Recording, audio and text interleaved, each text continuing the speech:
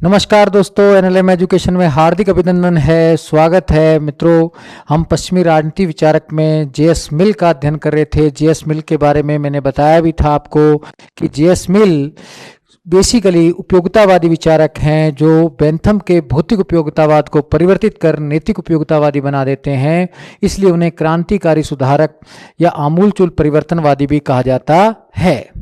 मैंने बताया भी था आपको पिछली वीडियो में कि मिल बेंथम के भौतिक उपयोगितावाद में क्या क्या अंतर करते हैं, वो आपको ध्यान रखना है। मैं एक बार फिर थोड़ा हल्का सा सुना देता हूँ। वो बेंथम के भौतिक उपयोगितावाद में क्या क्या परिवर्तन करते हैं। जहाँ बेंथम कहता है कि वास्तव में सुखों में केवल मात्रात्मक अंतर होता है, वहीं जेएस मिल कहते हैं सुखों में मात्रात्मक के साथ गुणात्मक अंतर भी होता है। सारे सुख समान नहीं होते, कुछ सुख उच्च श्रेणी के होते हैं, कुछ निम्न श्रेणी के सुख होते हैं। जो उच्च श्रेणी के सुख होते हैं वो आंतरिक सुख होते हैं जो कल्याण से संबंधित होते हैं, जबकि निम्न श्रेणी के सुख शारीरिक सुख होते हैं। हमें उच्च श्रेणी के सुखों पर बल देना चाहिए। तो मिल कहते हैं जो केवल शारीरिक सुखों पर बल देते हैं, इसका मतलब वो आंतरिक सुखों से परिचित नहीं है। इसी संदर्भ में मिल का कथन भी है कि संतुष्ट मनुष्य की तुलना में असंतुष्ट सुकरात होना अच्छा है। जहां बेंथम कहते हैं किसी कार्य का आधार परिणाम होना चाहिए, उद्देश्य नहीं हुआ, मिल कहते हैं उद्देश्य होना चाहिए। जहां बेंथम सुख दुख के बाह्य स्रोत बताते हैं, वहीं मिल सुख दुख का आंतरिक स्रोत अंतःकरण कर्तव्य पालन को मानते हैं। वहीं जहां बेंथम व्यक्तिगत हित और सामूहिक हित में सामंजस्य के लिए दंड पर बल देते हैं, भौतिक धार्मिक इस प्रकार के राजनीतिक दंड की व्यवस्था करते हैं, वहीं मिल कहते हैं नहीं, अंतःकरण कर्तव्य पालन के आधार पर सामंजस्य हो जाएगा, इसमें परेशान होने की जरूरत नहीं है। जहां बेंथम सुख दुख के मापन के लिए प्रसन्नता पीड़क मापक यंत्र की बात करते हैं, वहीं मिल कहते हैं क्योंकि सुखों में गुणात्मक अंतर है इसलिए सुखों का मापन संभव नहीं है। ये बात कौन कहते हैं? जेएस मिल कहते हैं कि सुखों का मापन संभव नहीं है, क्योंकि जो उस श्रेणी के सुख हैं उनका मापन नहीं हो सकता। कल्याण से आपको कितना सुख मिलता है ये मापन नहीं हो सकता।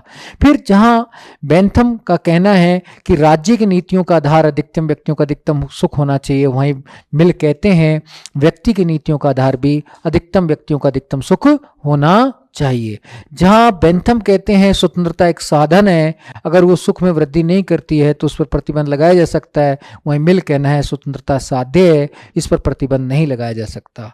इस प्रकार से जो जेएस मिल थे वो बेंथम के भौतिक उपयोगितावाद में आधारभूत परिवर्तन कर देते हैं और उसे नैतिक उपयोगितावादी बना देते हैं।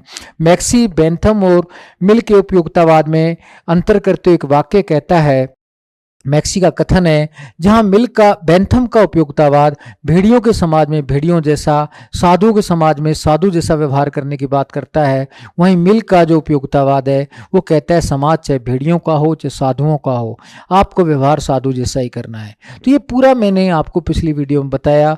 फिर मैंने मिल के दूसरे विचार भी आपको मित्रों बताए थे कि मिल स्वतंत्रता संबंधी विचार प्रस्तुत करता है अपनी पुस्तक ऑन लिबर्टी में 1859 में।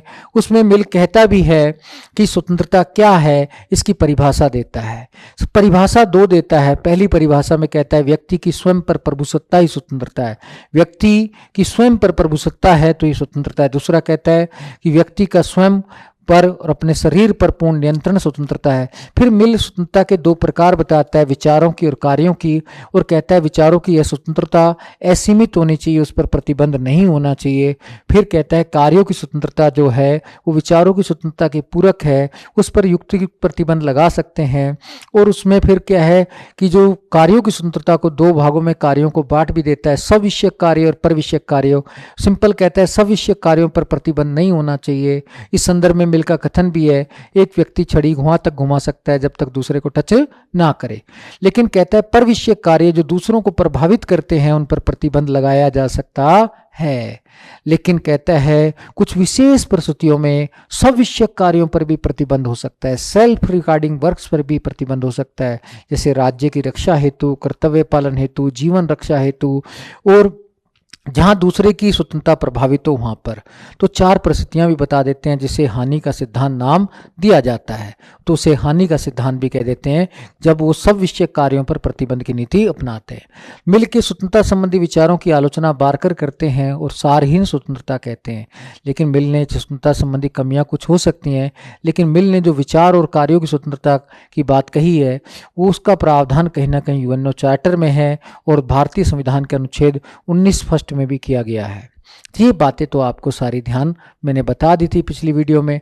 अब हम मिल के इस वीडियो में आगे विचार पढ़ते हैं कि मिल आगे क्या क्या विचार व्यक्त करता है।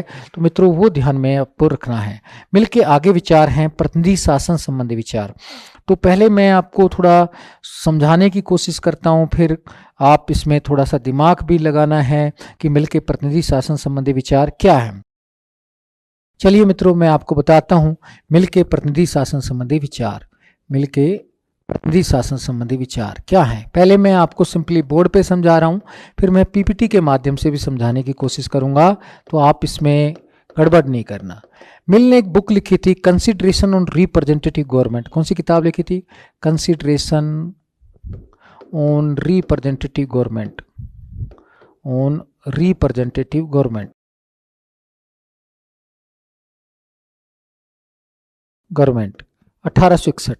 इस किताब में मिल प्रतिनिधि शासन की पूरी चर्चा करता है। प्रतिनिधि शासन क्या है, मिल क्या क्या बताता है, वो आपको ध्यान से सुनना है। सबसे पहले तो परिभाषा देता है प्रतिनिधि शासन की।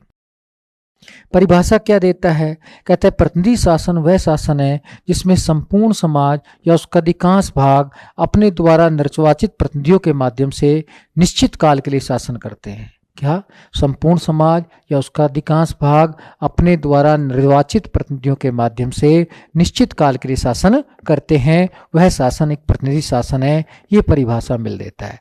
परिभाषा देने के बाद इस परिभाषा के तत्व भी बताता है। प्रतिनिधि शासन परिभाषा के तत्व क्या क्या बताता है इस परिभाषा में? पहला तत्व बताता है संपूर्ण समाज या उसके अधिकांश भाग का सहयोग। दूसरा तत्व बताता है संपूर्ण समाज या उसके अधिकांश भाग का शासन पर नियंत्रण।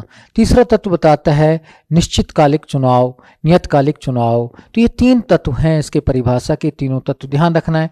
ये तत्व मित्रों एक बार क्वेश्चन भी पूछा जा चुका है नेट में, तो थोड़ा सा फर्स्ट ग्रेड में आ सकता है, आगे असिस्टेंट प्रोफेसर में आ सकता है। तो सारी चीजें जुड़ी हुई हैं, तो आपको ध्यान में रखना है। फिर कहता है मिल प्रतिनिधि शासन एक श्रेष्ठ शासन प्रणाली है। अब श्रेष्ठ शासन प्रणाली क्यों कहता है श्रेष्ठ शासन प्रणाली है, तो इसको श्रेष्ठ शासन प्रणाली क्यों नाम देता है, इसके पक्ष में क्या क्या तर्क देता है, तो वो आपको ध्यान में रखना है। के पक्ष में तर्क क्या क्या देता है कि वास्तव में प्रतिनिधि शासन को श्रेष्ठ शासन प्रणाली कहता है, वो तर्क देता है। पहला कहता है ये प्रत्यक्ष लोकतंत्र का श्रेष्ठ विकल्प है। कहता है कि आज प्रत्यक्ष लोकतंत्र तो संभव नहीं है कि जनसंख्या बहुत अधिक बढ़ गई है, राज्य का आकार बढ़ गया है, इसलिए प्रत्यक्ष लोकतंत्र का विकल्प प्रतिनिधि शासन ही है, इसलिए प्रतिनिधि शासन श्रेष्ठ है। फिर मिल ये भी कहता है कि प्रतिनिधि शासन से हमें राजनीतिक शिक्षा मिलती है, क्योंकि हमें खुद राजनीतिक शिक्षा पूरा प्रतिनिधि शासन से मिलती है, क्योंकि व्यक्ति स्वयं वोट डालने जाता है, पूरा इसमें जानकारी नेता प्रचार करते हैं, तब बताते हैं कि भाई ऐसी संसद होती है, संसद में मैंने ये काम किया था, मैंने ये कानून पास कराया था, तो पूरी जानकारी राजनीतिक जानकारी उसको मिल जाती है। फिर इसमें क्या है, व्यक्ति स्वयं राजनीतिक अनुभव भी प्राप्त करता है, स्वयं वोट डालता है तो राजनीतिक अनुभव भी उसको स्वयं मिलता है। फिर इसमें व्यक्ति अपने हितों का निर्णायक स्वयं होता है, स्वयं वोट डालता है, तो किसको वोट डालना है ये उसकी इच्छा पर निर्भर है, इसलिए कहते हैं व्यक्ति स्वयं अपने हितों का निर्णायक होता है। फिर मिल आगे कहता है प्रतिनिधि शासन प्रणाली से व्यक्ति के व्यक्तित्व का विकास होता है। जब व्यक्ति के व्यक्तित्व का विकास होगा तो समाज का भी विकास होगा, क्योंकि समाज व्यक्तियों से मिलकर बनता है। इसलिए मिल का कथन ये भी है व्यक्ति के वक्त में ही राज्य के वक्त नहीं थे। ये सब बातें बताने के बाद जो मिल हैं वो बताते हैं तत्कालिक प्रतिनिधि शासन प्रणाली में कुछ कमियां बताते हैं। कमियां मैंने बताया था आपको उनके जीवन परिचय में। मिल ने कॉमन सभा का चुनाव लड़ा था, लेकिन वो चुनाव में उन्हें पराजय का सामना करना पड़ा। पराजय के बाद भी उन्हें जो भी मिलता था यही कहता था हमने तो वोट आपको ही डाला है, लेकिन आप क्यों हार गए पता नहीं। मिल कहता है सभी लोग कहते हैं मेरे को वोट डाला है, तो वोट गए कहाँ। तो मिल पाता है कि प्रतिनिधि शासन प्रणाली में अनेक कमियां हैं, इसलिए वो कमियां बताता है। प्रतिनिधि शासन प्रणाली में क्या क्या कमियां बताता है, सिंपली सुन लीजिए। कहता है पहला तो प्रतिनिधि पढ़े लिखे नहीं है, सबसे बड़ी कमी तो ये है, प्रतिनिधियों को पढ़ा लिखा होना चाहिए। फिर कहता है ये सामान्य बहुमत प्रणाली भी उचित नहीं है, इसमें बस एक का बहुमत हो जाता है तो निरंकुशता शो करता है, वो भी उचित नहीं है। फिर कहता है गुप्त मतदान प्रणाली भी उचित नहीं है, इसमें पता नहीं चलता भाई किसको कौन वोट डाल रहा है, तो भाई ये भी उचित नहीं है। फिर कहता है समान मताधिकार भी उचित नहीं है, पढ़े लिखे व्यक्ति को, समझदार व्यक्ति को और मूर्ख को सभी की वोट वैल्यू एक है, ये भी उचित नहीं है। फिर कहता है महिला मताधिकार का निषेध है, ये भी उचित नहीं है। फिर कहता है संसद के जो सदस्य हैं कानून निर्माण करने में सक्षम नहीं है, तो इसलिए ये भी उचित नहीं है। तो इसलिए क्या है कि वास्तव में कि इनमें फिर सुधार के सुझाव बताता है। सुधार के सुझाव क्या क्या बताता है वो भी आपको ध्यान रखना है। सुधार के सुझाव में कहता है प्रतिनिधि पढ़े लिखे होने चाहिए, आनुपातिक प्रतिनिधि प्रणाली होनी चाहिए, खुली मतदान प्रणाली होनी चाहिए, भारित मत प्रणाली होनी चाहिए, यानी कि जो पढ़ा लिखा व्यक्ति है उसकी वोट वैल्यू ज़्यादा होनी चाहिए और कम पढ़ा लिखा है तो उसकी वोट वैल्यू कम होनी चाहिए। महिला मताधिकार का समर्थन करता है और कहता है संसद के सीमित कार्य होने चाहिए, संसद को केवल निरीक्षण का काम करना चाहिए, संसद द्विसदनात्मक होनी चाहिए और साथ में कहता है कानून निर्माण का कार्य एक विधि आयोग द्वारा होना चाहिए जिसमें कानून के विशेषज्ञ सम्मिलित हों। ये सुझाव देता है, लेकिन सुझाव देते देते मिल कुछ अलोकतांत्रिक सुझाव दे देता है। जैसे भारित मतदान प्रणाली में कहता है पढ़े लिखे की ज़्यादा वोट वैल्यू। दूसरा कह देता है संसद के सीमित कार्य, इसलिए वेपर कहता है वो अनिच्छुक लोकतंत्रवादी है, रेलुकेटेंट डेमोक्रेटिक है, ऐसा वेपर ने कहा, क्योंकि उसने कुछ अलोकतांत्रिक सुझाव दिए थे जो वर्तमान लोकतंत्र से मैच नहीं करते हैं, इसलिए वेपर उन्हें अनिच्छुक लोकतंत्रवादी कह देता है। लेकिन मिल ने कम से कम लोकतंत्र की अनेक कमियों को हमारे सामने प्रकाशित किया, कम से कम बहुत सारे अच्छे सुझाव भी दिए, महिला मताधिकार की बात की, खुली मतदान प्रणाली की बात की। आज भी भारत जैसे देशों में राज्यसभा के चुनाव में खुली मतदान प्रणाली का प्रयोग होता है, कहीं ना कहीं क्रॉस वोटिंग को रोकने में उपयोगी सिद्ध हो रहा है। तो इस प्रकार कई अच्छे सुझाव भी दिए। इसलिए लास्ट में वेपर निष्कर्ष में निकालते हैं, कहते हैं मिल लोकतांत्रिक जो बुराइयां हैं उनका निदान लोकतांत्रिक माध्यम से करना चाहते हैं।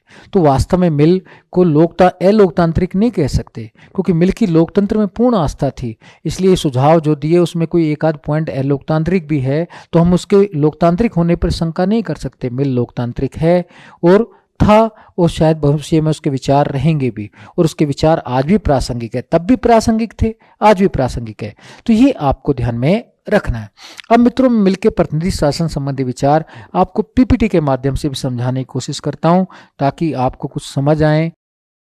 देखिए मिलके प्रतिनिधि शासन संबंधी विचार बुक कौन सी है, कंसिडरेशन और रिप्रेजेंटेटिव गवर्नमेंट, 1861 में प्रतिनिधि शासन संबंधी विचार प्रस्तुत करता है। फिर प्रतिनिधि शासन की परिभाषा देता है। प्रतिनिधि शासन वह शासन है जिसमें संपूर्ण समाज या उसका अधिकांश भाग अपने द्वारा निर्वाचित प्रतिनिधियों के माध्यम से शासन निश्चित काल के लिए शासन करता है। किसके माध्यम से? निश्चित काल, और शब्द इसमें जोड़ सकते हैं, निश्चित काल के लिए शासन करता है, क्योंकि चुनाव होने चाहिए निश्चित काल के लिए शासन करता है। ये शब्द भी यहाँ जोड़ लें तो बेस्ट हो जाएगा, परिभाषा संपूर्ण हो जाएगी। तो परिभाषा क्या है? प्रतिनिधि शासन वह शासन है जिसमें संपूर्ण समाज या उसका अधिकांश भाग अपने द्वारा निर्वाचित प्रतिनिधियों के माध्यम से निश्चित काल के लिए शासन करता है। तो ये परिभाषा मिल्क ने दी थी प्रतिनिधि शासन की, आपको ध्यान में रखना चाहिए। आगे कि वास्तव में प्रतिनिधि शासन प्रणाली के तत्व क्या बताता है? पहला तो संपूर्ण या अधिकांश समाज में सहयोग हो, फिर संपूर्ण या अधिकांश लोगों के हाथ में नियंत्रण शक्ति हो, फिर प्रतिनिधियों या नियतकालिक चुनाव हो, यानी कि प्रतिनिधियों के एक निश्चित टर्म पर चुनाव होने चाहिए, 5 साल में, 4 साल में, असीमित समय पे हो जाएगा तो निरंकुश तंत्र हो जाएगा। तो ये 3 तत्व भी आपको ध्यान रखने प्रतिनिधि शासन प्रणाली के, और ये पूछे भी जा चुके हैं, मैंने पहले भी कहा, ये नेट में पहले पूछे जा चुके हैं कि प्रतिनिधि शासन प्रणाली के तत्व मिल क्या बताता है? संपूर्ण या अधिकांश समाज के मध्य सहयोग, संपूर्ण या अधिकांश समाज के लोगों के हाथ में नियंत्रण शक्ति, और नियतकालिक चुनाव या निश्चित काल बाद चुनाव। ये आपको ध्यान रखना है। फिर मित्रों मिल आगे प्रतिनिधि शासन प्रणाली की श्रेष्ठता के पक्ष में तर्क देता है। पहला कहता है प्रतिनिधि शासन प्रणाली प्रत्यक्ष लोकतंत्र का श्रेष्ठ विकल्प है। फिर कहता है इसमें व्यक्ति को राजनीतिक अनुभव प्राप्त होता है। फिर कहता है व्यक्ति को इससे राजनीतिक शिक्षा प्राप्त होती है। फिर कहता है इसमें व्यक्ति स्वयं अपने हितों का निर्णायक होता है। फिर इसमें बताता है कि इससे व्यक्ति के व्यक्तित्व का विकास होता है और अंततः समाज का विकास होता है, क्योंकि समाज व्यक्तियों से मिलकर बनता है। इस संदर्भ में मिल का कथन भी है, व्यक्ति के वक्त में ही राज्य का वक्त निहित है या समाज का वक्त निहित है। तो इस प्रकार से श्रेष्ठता के पक्ष में तर्क दे देता है। तो राजनीतिक अनुभव तो प्राप्त होते ही, प्रतिनिधि शासन प्रणाली में, क्योंकि नेता लोग आते हैं, हमें बताते हैं सारी चीज़ें, शिक्षा पूरी मिलेगी, अनुभव भी, हम खुद वोट डालते हैं तो अनुभव भी प्राप्त होता है, व्यक्ति स्वयं अपने हितों का निर्णायक होता है क्योंकि अपनी मर्जी से मतदान करता है, स्वयं अपने शासक का निर्धारण करता है। तो ये सारी बातें आपको श्रेष्ठता के पक्ष में मिलने क्या तर्क दिए, ये भी आपको ध्यान रखना चाहिए। फिर क्या है कि मिल प्रतिनिधि शासन प्रणाली में कुछ कमियां भी पाता है, तो कमियां क्या क्या पाता है ये भी आपको ध्यान रखना है। तो मैं कमियां भी बता देता हूं कि मिल महोदय क्या क्या बताते हैं तत्कालिक प्रतिनिधि शासन प्रणाली में। पहला कहता है सामान्य बहुमत प्रणाली उचित नहीं है, इसमें दो ही दलों का प्रभाव बनता है सामान्य बहुमत प्रणाली में, जिस दल का बहुमत आता है वो निरंकुशता शो करता है। फिर कहता है प्रतिनिधि पढ़े लिखे नहीं है, ये भी उचित नहीं है। फिर कहता है संसद के जो सदस्य हैं वो कानून निर्माण जैसे कार्य, जटिल कार्य को नहीं कर सकते, विशेषज्ञ नहीं है। फिर कहता है समान मताधिकार भी उचित नहीं है, पढ़े लिखे को और सभी को, अनपढ़ को, सभी को समान मताधिकार देना। फिर कहता है गुप्त मतदान प्रणाली भी उचित नहीं है। और फिर कहता है महिला मताधिकार जो निषेध है ये भी उचित नहीं है, क्योंकि महिलाएं भी उतनी योग्य होती है जितने पुरुष होते हैं। तो ये सब कमियां पाता है मिल।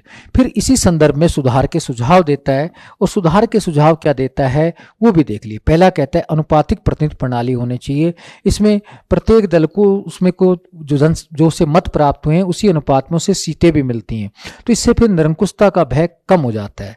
फिर कहता है प्रतिनिधि पढ़े लिखे होने चाहिए। फिर कहता है संसद द्विसदनात्मक होनी चाहिए। अब ये भी ध्यान रखना, संसद शासन नियंत्रण व निरीक्षण का कार्य करे। संसद का काम केवल शासन नियंत्रण व निरीक्षण का है, कानून निर्माण का नहीं। तो कहता है विधि निर्माण के लिए विशेषज्ञों का एक विधि आयोग होना चाहिए। तो ये भी आपको ध्यान रखना है। वीवीएमपी है, आने वाले समय में ये आएगा, तो आप इसमें गड़बड़ नहीं करेंगे, ये मुझे विश्वास है, क्योंकि मुझे मालूम है आप बहुत इंटेलिजेंट है, आप तो एकलव्य के समान है, इसलिए आपको ज़्यादा दिक्कत नहीं आनी चाहिए। मित्रों आगे देखते हैं। मित्रों भारित मतदान प्रणाली का समर्थन करता है। जैसे हमारे राष्ट्रपति के चुनाव में भारित मतदान प्रणाली जनसंख्या के आधार पर है, तो यहाँ वो शिक्षा और संपत्ति के आधार पर बताता है। कहता है शिक्षा संपत्ति के आधार पर भारित मतदान प्रणाली होनी चाहिए, यानी कि वोट वैल्यू अलग अलग होनी चाहिए। बहुल मतदान नहीं है मित्रों, ये ध्यान रख लेना। कई किताबों में लिखा है बहुल मतदान प्रणाली, तो इस बात पर मुझे से बहस भी नहीं करना। आप ऑथेंटिक किताब देखेंगे तो आपको पता लगेगा कि वेट वोट वैल्यू है जो हमारे राष्ट्रपति के चुनाव में उसी की बात करता है। तो कहता है पढ़े लिखे का मत मूल्य ज्यादा होना चाहिए, जिसके पास संपत्ति ज्यादा है उसका मत मूल्य अधिक होना चाहिए। तो ये कंफ्यूजन आज दूर ही कर दो आप, तो ज्यादा अच्छा रहेगा। फिर वो कहता है खुली मतदान प्रणाली होनी चाहिए, तो हमारे यहाँ भी खुली मतदान प्रणाली है राज्यसभा के चुनाव में। फिर महिला मताधिकार का समर्थन करता है, तो कहता है महिला मताधिकार का समर्थन होना चाहिए, महिलाओं को मताधिकार प्राप्त होना चाहिए, उन्हें राजनीतिक जो है प्रतिनिधित्व में भागीदारी मिलनी चाहिए। अब छोटी छोटी बातें जो हैं तो वो भी आपको ध्यान रखना चाहिए। तो कहता है मिल के अनुसार प्रतिनिधि जो होने चाहिए वो स्वतंत्र पथ प्रदर्शक के रूप में कार्य करने वाले होने चाहिए, शिक्षा देने वाली शक्ति उनके पास होनी चाहिए, ठीक है ना। वो दलगत स्वतंत्रता से ऊपर होने चाहिए, उन्हें वेतनमान नहीं देना चाहिए। अगर वेतनमान देंगे तो वो व्यवसायिक राजनीतिज्ञ बन जाएंगे। तो क्या कहता है वो पथ प्रदर्शक के कार्य करने वाले होने चाहिए, उन पर दलगत नियंत्रण भी नहीं होना चाहिए, ठीक है ना, नहीं होनी चाहिए। भाई दलगत की भावना भी इतना ज्यादा नियंत्रण नहीं होना चाहिए, और प्रतिनिधियों को वेतनमान भी नहीं देना चाहिए, नहीं तो व्यवसायिक राजनीतिज्ञ के समान वो कार्य करेंगे। तो ये सारी बातें भी मिल कह देता है। तो ये भी सुधार के सुझाव अगर आप ध्यान रख लेंगे तो बहुत बेटर रहेगा। तो क्या कहता है प्रतिनिधि कैसे होने चाहिए, स्वतंत्र पथ प्रदर्शक, ज्यादा दलगत नियंत्रण भी नहीं, उनको वेतनमान भी नहीं देना चाहिए। वेतनमान देंगे तो सेवक की जगह क्या बन जाएंगे, व्यवसायिक पॉलिटिशियन। तो वो व्यवसायिक नहीं बनने चाहिए, व्यवसाय नहीं समझे राजनीति को, सेवा का भाव समझे। तो ये आपको सारे ध्यान बातें रखनी है मित्रों। लेकिन अब मिल जो सुझाव देता है, तो मैंने बताया कुछ सुझाव उसके जो हैं वर्तमान लोकतंत्र से मैच नहीं करते हैं, इसलिए वेपर क्या कह देता है, उन्हें अनिच्छुक लोकतंत्रवादी कह देता है, क्योंकि भारित मतदान प्रणाली और विधि आयोग जैसे अलोकतांत्रिक सुझाव देता है। कहता है संसद के सदस्य कानून निर्माण नहीं कर सकते। भाई कर सकते हैं, कानून निर्माण के लिए तो वही व्यक्ति उपयुक्त है जो वास्तव में सामान्यज्ञ है, उसमें विशेषज्ञ की कहाँ जरूरत पड़ती है। लेकिन क्या है, चाहे कितनी भी आलोचनाएं कर लें, वेपर भी स्वयं कह देता है कि हमें मिल की लोकतांत्रिक भावना पर कमेंट नहीं करना चाहिए। मिल लोकतंत्रवादी थे, तो वेपर कहते हुए मिल लोकतंत्र की बुराइयों का निदान लोकतांत्रिक माध्यम से करना चाहते थे, यानी कि मिल के कुछ अच्छे सुझाव भी हैं। तो ये प्रतिनिधि शासन प्रणाली के बारे में मैंने बताया मिलके, तो मुझे उम्मीद है कि मित्रों आपको समझ आया होगा। लेकिन इसी को पोर्शन को आप बार बार 3 बार देखना तो समझ आएगा, आगे मत बढ़ना जब तक 3 बार ना देख ले। आगे चलते हैं मित्रों, मिल के आर्थिक विचार क्या हैं ये भी मैं बताता हूं। पहले मैं आपको सिंपली सुना देता हूं कि मिल अपने आरंभिक जीवन में व्यक्तिवादी था, परंपरागत उदारवादी था, नकारात्मक उदारवादी था, योग्यता की बात करता था, आरक्षण का विरोध करता था। आरंभिक जीवन में युवा थे तब, तो यही उनके विचार थे। इसलिए वो माल्थस के जनसंख्या सिद्धांत का भी समर्थन करते हैं, मूल्य श्रम सिद्धांत का भी समर्थन करते हैं, मुक्त प्रतिस्पर्धा का भी समर्थन करते हैं। तो आरंभिक जीवन में व्यक्तिवादी थे, उदार पूंजीवादी थे, नकारात्मक उदारवादी थे। इसलिए मूल्य के श्रम सिद्धांत का, माल्थस जनसंख्या सिद्धांत में वे आस्था व्यक्त करते हैं। लेकिन अंतिम जीवन काल में उनका झुकाव सकारात्मक उदारवाद की ओर हुआ, वो कल्याणकारी राज्य पर बल देने लगे। इसलिए उन्हें सकारात्मक उदारवाद का जनक भी कहते हैं। क्या कहते हैं? सकारात्मक उदारवाद का जनक भी कहते हैं। अब मिल कौन से विचार ऐसे दिए जिन्होंने सकारात्मक उदारवाद का जनक कहते हैं, वो विचार आपको ध्यान में रखने हैं। पहला, वो भूमि सुधार पर बल देते हैं। वो बेसिकली भूमि सुधार के बारे में कहते हैं कि आज शहरीकरण के कारण कि वास्तव में शहरों में भूमि की जो मात्रा है बहुत कम हो गई है। भूमि पर सीमांत उपयोगिता का नियम लागू हो गया है। सीमांत उपयोगिता का मतलब है कि वास्तव में उसकी मांग तो बहुत अधिक बढ़ गई है, पूर्ति कम है। जब मांग ज्यादा हो, पूर्ति कम होती है तो मांग और अधिक बढ़ जाती है। तो कहते हैं यही सीमांत उपयोगिता के कारण भूमि की कीमत दिन रात बढ़ती जा रही है, जिसके कारण समाज में असमानता आ रही है। पढ़े लिखे व्यक्ति की तो वैल्यू कम है, लेकिन जिसके पास भूमि है उसकी वैल्यू ज्यादा है, उसके पास संपत्ति भी ज्यादा है। आधुनिक युग में ये भूमि सुधार संबंधी जो मिल के विचार थे, उनसे फेबियन सोसाइटी प्रभावित हुई थी। इस फेबियन सोसाइटी की स्थापना 1884 में हुई थी। Sydney web, British web, Nehru, Annie Besant जैसे लोग भी जुड़े हुए थे। फिर कहते हैं काम के न्यूनतम घंटे होने चाहिए। अब ये नहीं है कि काम के लिए बहुत ज्यादा काम कराया जाए, नहीं, न्यूनतम घंटे निश्चित कर दो। मजदूरों को निश्चित वेतनमान मिलना चाहिए। वो श्रमिक संघों का भी समर्थन करता है, ऐच्छिक सहकारी संस्थाओं के निर्माण का भी समर्थन करता है। और मिल लास्ट में ये भी कहता है उद्योगपति और श्रमिकों में समन्वय होना चाहिए, संयोग होना चाहिए, समन्वय होना चाहिए, तभी कहीं ना कहीं विकास वाली बातें। तो ये सारे मिल के विचार कहीं ना कहीं सकारात्मक उदारवाद की नींव डाल देते हैं। तो मित्रों ये सारी बातें आपको पता रहनी चाहिए, इसमें आप तनाव नहीं लेंगे। इसलिए मिल को इन विचारों के कारण ही सकारात्मक उदारवाद का जनक कहते हैं। तो भूमि सुधार, सीमांत उपयोगिता का नियम, ये ध्यान रखना है। सीमांत उपयोगिता का नियम क्या है कि अगर किसी की मांग अधिक हो और पूर्ति कम हो तो मांग बढ़ेगी, घटेगी नहीं। जैसे आपको प्यास बहुत अधिक लगी है तो आपको 1 चम्मच पानी पिलाएं तो प्यास बढ़ेगी, घटेगी नहीं। तो वही सीमांत उपयोगिता है। तो इसी सीमांत उपयोगिता का नियम का प्रयोग, भूमि सुधार का प्रयोग फेबियन सोसाइटी ने भी, जो इंग्लैंड में स्थापित हुई थी 1884 में, तो मिल से प्रभावित होकर ये भी भूमि सुधार का समर्थन करती है। तो ये ध्यान रख लेना, Sydney web, British web, Annie Besant, Nehru, सब ये फेबियन सोसाइटी से जुड़े हुए थे। आगे मित्रों देखते हैं मिल के विचार। मिल के महिलाओं संबंधी विचार क्या हैं, ये भी थोड़ा मित्रों जानने की कोशिश करते हैं कि क्या क्या विचार है। वास्तव में मिल श्रीमती हैरियट टेलियर से बहुत अधिक प्रभावित थे, जो एक प्रतिभावान स्त्री थी, और उससे प्रभावित होकर ये महिलाओं को राजनीतिक प्रतिनिधित्व की मांग करते हैं, महिलाओं के मताधिकारों की मांग करते हैं। बाद में उन्होंने श्रीमती हैरियट टेलियर से विवाह भी कर लिया था। मिल अपनी पुस्तक जो सब्जेक्शन वुमेन है, इसमें महिलाओं के लिए राजनीतिक अधिकारों की मांग करते हैं। किसकी मांग करते हैं? राजनीतिक अधिकारों की मांग करते हैं, और उदारवादी नारीवाद की नींव रखते हैं। महिलाओं के लिए प्रतिनिधित्व व मताधिकार की मांग करते हैं। तो कहते हैं महिलाओं को मताधिकार भी प्राप्त होना चाहिए और संसद में प्रतिनिधित्व भी प्राप्त होना चाहिए। तो सब्जेक्शन ऑफ वुमेन किताब में करते हैं 1969 में, ये ध्यान रखना। प्रभावित किससे थे? श्रीमती हैरियट टेलर से प्रभावित थे, ये भी आपको ध्यान रखना है।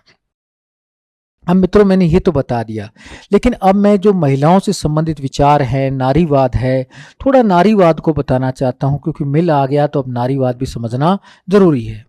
तो चलिए, नारीवाद क्या है? नारीवाद एक ऐसी विचारधारा है जो पितृतंत्र का विरोध करती है, पुरुष तंत्र का विरोध करती है, क्योंकि आज चारों तरफ पुरुष का कब्जा है। तो कहती है पुरुष का कब्जा नहीं होना चाहिए समाज पर, महिलाओं की बराबर की भागीदारी होनी चाहिए। लिंग भेद का विरोध करती है, लिंग भेद का विरोध करती है, लेकिन यौन भेद का नहीं। वो ये कहते हैं यौन भेद तो प्राकृतिक है, लेकिन लिंग भेद सामाजिक है। भाई ये लड़का है, लड़की है, सामाजिक है, ये प्राकृतिक है, ये लड़का है लड़की है प्राकृतिक है, ये कोई भेदभाव उत्पन्न नहीं करता। लेकिन लड़का कुल्हाड़ी चलाएगा, बाहर काम करेगा, और लड़की है जो बेलन चलाएगी, घर का काम करेगी, ये जो भेदभाव है ये सामाजिक है, ये लिंग भेद है। हमें इसी सामाजिक भेदभाव को, लिंग भेद को समाप्त करना है। फिर ये भी बेसिकली नारीवादी कहते हैं पुरुषों के समान सारे अधिकार महिलाओं को मिलना चाहिए, यानी कि पुरुष महिला समानता की बात करते हैं। तो नारीवाद के 3 लक्षण हैं: पितृतंत्र का विरोध, लिंग भेद का विरोध और पुरुष महिला समानता। ये आपको ध्यान रखना है। फिर मित्रों, में नारीवाद की जो शाखाएं हैं है तो बहुत सारी शाखाएं, लेकिन कुछ इंपॉर्टेंट शाखाओं की चर्चा करता हूं, क्योंकि डायरेक्ट सिलेबस में नारीवाद नहीं लिखा तो आप कहेंगे सर नारीवाद इतना ज़्यादा क्यों, लेकिन जितना भी है उतना तो याद रखना है, क्योंकि क्वेश्चन आ जाए तो आप अपने आप को रोक नहीं पाएंगे। नारीवाद की प्रमुख शाखा एक उदारवादी नारीवाद है, जिससे जुड़े हुए लोग हैं मेरी वोllstonecraft, एच जिगलर और साथ में जे.एस. मिल भी हैं, इससे जुड़े हुए हैं। तो ये लोग उदारवादी नारीवाद हैं। ये क्या कहते हैं? ये महिलाओं के लिए केवल राजनीतिक अधिकारों की मांग करते हैं। कैसे अधिकारों की मांग करते हैं? राजनीतिक अधिकार। तो यही कहते हैं महिलाओं को वोटिंग राइट दे दो, प्रतिनिधित्व दे दो संसद में, तो ये बात करते हैं। दूसरा समाजवादी शाखा है महिलाओं की, नारीवाद समाजवाद। इससे जुड़ी हुई विद्वान शीला रोबोथम है। ये महिलाओं के लिए आर्थिक अधिकारों की मांग करती हैं।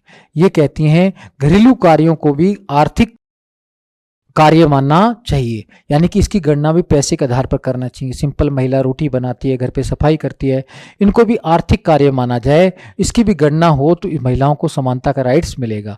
तो ये आर्थिक अधिकार की बात करती है कि महिलाओं को अधिक से अधिक रोजगार मिले और घरेलू कार्यों को भी आर्थिक कार्य माना जाए। फिर तीसरी शाखा है उग्रवाद नारीवाद। तो सुलामित फायरस्टोन, केट मिलेट जैसी विद्वान इससे जुड़ी हुई हैं। सुलामित फायरस्टोन ही नारा देती हैं, बेसिकली उग्र नारीवाद शाखा ही पर नारा देती है, व्यक्तिगत ही राजनीति है। तो कहते हैं कि आज परिवार के नाम पर, व्यक्तिगत राजनीति के नाम पर बेसिकली महिलाओं को शोषण किया जाता है। तो इनका नारा है प्रमुख उग्रवादी नारीवाद का, पर्सनल इज पॉलिटिक्स, व्यक्तिगत ही राजनीति है। यानी कि महिलाओं को अपना घरेलू मुद्दा कहकर आज पुरुष शोषण करते हैं। कहते हैं इन्हें सार्वजनिक करना चाहिए, महिलाओं के साथ कोई भी भेदभाव नहीं होना चाहिए। तो बेसिकली ये सारे महिलाओं को सारे अधिकार प्रदान करने की बात करती हैं। और उग्र नारीवाद तो यहाँ तक कह देती हैं कि वास्तव में पुरुष की मूल प्रकृति शोषण की है, मेल मतलब मैला व्यक्ति है, इसलिए महिलाओं को अपना अलग समाज का निर्माण करना चाहिए। सिस्टरहुड की अवधारणा दे देती हैं। तो कैट मिलेट तो कहती भी है कि आज पुरुष प्रधान समाज में गंदी वस्तुओं को, वास्तव में कहीं ना कहीं यौन मुद्दों को आज नारीवाद और पुरुषवाद में भेद का आधार बनाया जाता है, ये उचित नहीं है। तो बेसिकली तो उग्र नारीवाद सिस्टरहुड की अवधारणा देती हैं, कहती महिलाओं को अलग समाज ही होना चाहिए। और कहते हैं भाई समाज कैसे आगे बढ़ेगा? तो कहती हैं टेस्ट ट्यूब बेबी है, उसके माध्यम से बढ़ जाएगा। तो ये महिलाओं के लिए अलग समाज की ज़्यादा उग्रता ला देती हैं। ये सुलामित फायरस्टोन थी, इन्होंने तो बाद में विवाह भी कर लिया था, खुद भी परिवार बसा लिया था। तो ये बेसिकली उग्र शाखा है। तो लेकिन नारा इनका ही है, व्यक्तिगत ही राजनीति है। फिर एक शाखा है नारीवाद की संरचनावाद, जिससे जुड़ी हुई विद्वान है सिमोन द बूअर। इन्होंने सेकंड सेक्स 1949 में किताब भी लिखी थी। इसमें कहती हैं कि आज समाज के हर संरचना पर, चाहे परिवार हो, चाहे जाति हो, वर्ग हो, चाहे राष्ट्र हो, सभी संरचनाओं पर पुरुष का प्रभुत्व है। लेकिन जब तक सभी संरचनाओं में महिलाओं की भागीदारी नहीं होगी, तब तक महिलाओं के साथ समानता नहीं होगी। ये महिलाओं के लिए शब्द भी प्रयोग करती हैं, सेकंड सेक्स, फर्स्ट सेक्स पुरुष, सेकंड सेक्स महिला। तो कहती है इसके साथ भेदभाव तब तक बना रहेगा जब तक समाज के सभी स्तर, जितने भी संरचनाएं हैं, सब में महिलाओं की भागीदारी नहीं होती। तो ये कहती भी, इनका प्रसिद्ध कथन भी है कि पुरुषों ने महिलाओं को या तो देवी का दर्जा दिया, दासी का, परंतु समानता का नहीं दिया। जब तक महिलाओं को समानता का दर्जा नहीं मिल जाता, तब तक महिलाओं का विकास नहीं हो सकता। फिर पर्यावरण नारीवाद जो है शाखा, उससे जुड़ी विद्वान हैं सुसान ग्रिफिन और वन्ना शिवा। इनका कहना है कि पर्यावरण संरक्षण तभी संभव है जब नारीवाद का विकास होगा, महिलाओं को अधिकार मिलेगा, क्योंकि महिलाएं ही पर्यावरण की संरक्षण हैं। तो जितने भी पर्यावरण संरक्षण से संबंधित आंदोलन हैं, उनमें से अधिकांश में महिलाओं की भागीदारी रही है। अगर भारत के संदर्भ में चर्चा करें, चिपको या पिको आंदोलन में महिलाओं की भागीदारी महत्वपूर्ण रही है। तो कहते हैं अगर पर्यावरण संरक्षण करना है तो महिलाओं को विकास करो, क्योंकि महिलाएं तो पर्यावरण संरक्षण का काम करती हैं और पुरुष कुल्हाड़ी लेकर पेड़ को काटने का कार्य करते हैं। तो इनका कहना है कि वास्तव में दोनों भावनात्मक हैं, पर्यावरण संरक्षण का कार्य और महिलाओं का कार्य, इसलिए पर्यावरण उत्थान तभी संभव है जब महिलाओं का विकास हो। फिर अभी एक शाखा आई है अंतर्राष्ट्रीय नारीवाद। ये वास्तव में अंतर्राष्ट्रीय नारीवाद कहती है अंतर्राष्ट्रीय स्तर पर भी हमें महिलाओं की मांग करनी चाहिए। जिस प्रकार से हम अन्य मुद्दों की चर्चा करते हैं वैसे अंतर्राष्ट्रीय स्तर पर भी हमें महिलाओं के अधिकारों की मांग करनी चाहिए, केवल राष्ट्र लेवल पर नहीं करनी चाहिए। अभी जो इससे जुड़ी विद्वान हैं वो कहती हैं व्यक्तिगत ही राजनीति है, ये अंतर्राष्ट्रीयता का व्यवहार होना चाहिए। व्यक्तिगत ही राजनीति का नारा नारीवाद ने दिया था, तो ये इन्होंने राज्य के परिवार के संदर्भ में राष्ट्र के संदर्भ में कहा था, लेकिन ये कहते हैं व्यक्तिगत ही राजनीति अंतर्राष्ट्रीय राजनीति का आधार भी बने जैसे राष्ट्रीय राजनीति का आधार है। ऐसा किस नारीवादी लेखिका ने कहा था? सिंथिया एनलोई ने कहा था। ये अभी असिस्टेंट प्रोफेसर में राजस्थान में क्वेश्चन भी आया था, तो इसमें डरने की जरूरत नहीं है। सिंथिया एनलोई कहती हैं व्यक्तिगत ही राजनीति है, राष्ट्रीय राजनीति के साथ साथ अंतर्राष्ट्रीय राजनीति का आधार भी बने। समझ आ गया कि यानी कि जितनी अंतर्राष्ट्रीय संस्थाएं हैं उसमें भी महिलाओं की बात हो, कि महिलाओं को अधिकार नहीं मिलता, ये बात स्पष्ट होनी चाहिए। तो कहती भी हैं आज IMF, वर्ल्ड बैंक इन पर ज्यादा ध्यान दिया जा रहा है, जबकि अंतर्राष्ट्रीय आपराधिक न्यायालय पर नहीं दिया जा रहा कि महिलाओं पर शोषण कैसे हो रहा है। तो अंतर्राष्ट्रीय आपराधिक न्यायालय को मजबूत किया जाए और महिलाओं के प्रति जो शोषण हो रहा है महिलाओं के साथ उसको उजागर किया जाए, तभी कहीं ना कहीं महिलाओं का उत्थान संभव है। इनकी बुक भी थी सिंथिया एनलोई की, bananas beaches and the basis, तो ये किताब भी इनकी है, तो ये भी आप ध्यान रख सकते हैं।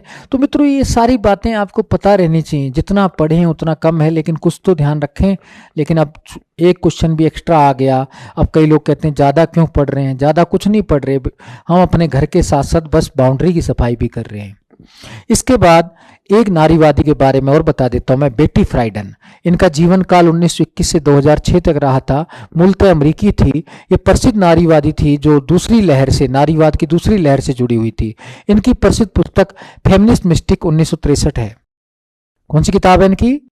The feminist mistake. कौन सी लहर से जुड़ी हुई थी? दूसरी लहर से। ये भी असिस्टेंट प्रोफेसर में भी क्वेश्चन आया था। इन्होंने महिलाओं के राजनीतिक अधिकारों के लिए महत्वपूर्ण भूमिका निभाई थी। तो मित्रों ये भी ध्यान रख लेना, बेटी फ्राइडन भी क्या है, एक छोटा सा क्वेश्चन आ जाए, उसमें इतना ज़्यादा घबराने की जरूरत नहीं है। तो भाई व्यक्तिगत राजनीति अंतर्राष्ट्रीय राजनीति का आधार हो, ये किसने? सिंथिया एनलोई ने कहा। बेटी फ्राइडन जो है नारीवाद की दूसरी लहर से संबंधित है, इनकी किताब फेमिनिस्ट मिस्टिक है। तो ये ध्यान रखना चाहिए। तो छोटी छोटी बातें ध्यान रखेंगे तो थोड़ा विकास आपका ज़्यादा होगा। तो आगे चलते हैं मित्रों, अब इसमें क्या हमें पढ़ना है वो भी मैं आपको बताता हूँ। मिल पर जो पुस्तकें हैं अब उन पर हम चर्चा करते हैं। तो मिल पर पुस्तकें, मिल की पुस्तकें नहीं है, मिल पर जो आज के आधुनिक विचारकों ने अध्ययन किया वो पुस्तकें हैं। तो ये भी बहुत इंपॉर्टेंट हैं, इनको भी आप ध्यानपूर्वक देखेंगे तो आपको समझ आएगा। पहला है डंकन बेल, तो इनकी किताब है John Stuart Mill on colonies, यानी कि उपनिवेशवाद पर मिल के क्या विचार थे वो विचार व्यक्त करना चाह रहे हैं कि मिल क्या क्या विचार करते हैं। तो मिल ने क्या उपनिवेशवाद के बारे में कहा तो उस संदर्भ में। फिर डेविड ओप्रिंक ये लिखते हैं मिल डेलिबरेटिव यूटिलिटरिज्म। तो बेसिकली मिल का डेलिबरेटिव यूटिलिटरिज्म क्या है तो वो भी 1992 में किताब लिखी, तो ये भी ध्यान रखना है। फिर ग्रेगरी क्लेस लिखते हैं मिल एंड पैटर्नलिज्म 2013।